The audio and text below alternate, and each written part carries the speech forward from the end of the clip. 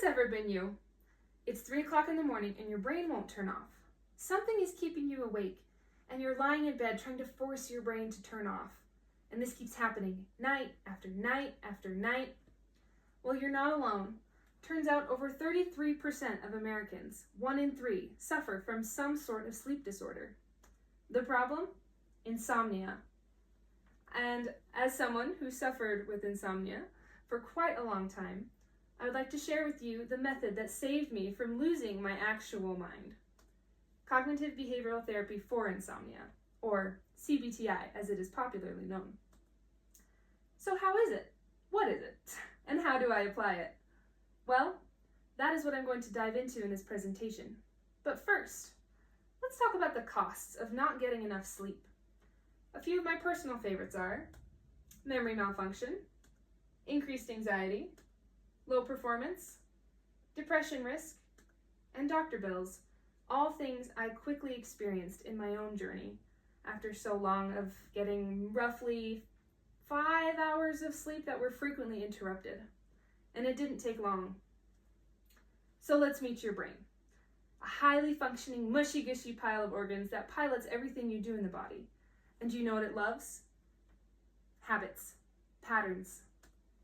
Like a well-worn trail in the mountains, your brain likes to follow the road frequently traveled.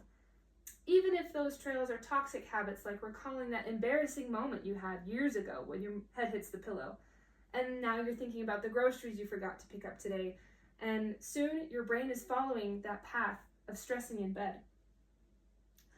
Because that is the trail that you've formed, and your brain loves the familiarity more than anything.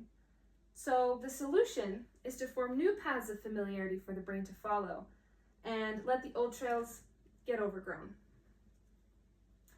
So here's what Google says will cure insomnia. Don't use your phone in bed. Stop drinking caffeine after 2 p.m. And exercise. A lot. All great healthy habits to be sure, but not a cure for insomnia as I quickly learned in my own journey. I was working a job that had me walking about 8 miles a day, and I was exercising an extra hour on top of that, being exhausted by 9 p.m. And yet I still couldn't sleep because my brain knew the bed was where I did my best worrying. So that's what we did there. So, here's what experts say, and after listening to hours and hours of conference recordings on the science of sleep, I discovered things that will actually help you to conquer the insomnia in your own body. And truth be told, wouldn't we all like to do less of these anyway? Do not stress in the bed. Do not toss and turn in the bed. Do not lie awake in bed. Now you may be asking, Liv, how am I supposed to sleep if I never am in the bed? Well, that is where CBTI for therapy comes in. The secret to deep, restful sleep is 2 rules. Rule number 1, do not do anything in the bed but sleep.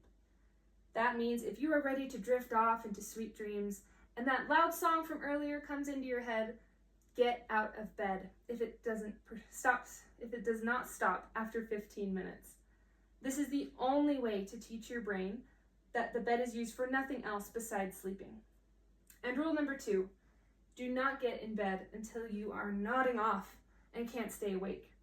This prevents the brain from having time to walk the trail of stressing in bed because you're out before it has time to take that hike. Now, there is so much more we could talk about with this type of therapy, but we just don't have time for it today. But these 2 rules are the keys to creating new mental trails for your brain to follow. I've seen dramatic change in my own sleep habits by using these rules. Some nights I still only get maybe a few hours of sleep, but they are deep and restful. And when it comes to sleep, quality is more important than quantity. If you stick with these rules, over time, your brain will learn that it is not okay to stress in bed. That no, the mattress is for sleeping and sleeping only. And you will take back the night to get deeper, truly restful sleep for the rest of your life. Thank you.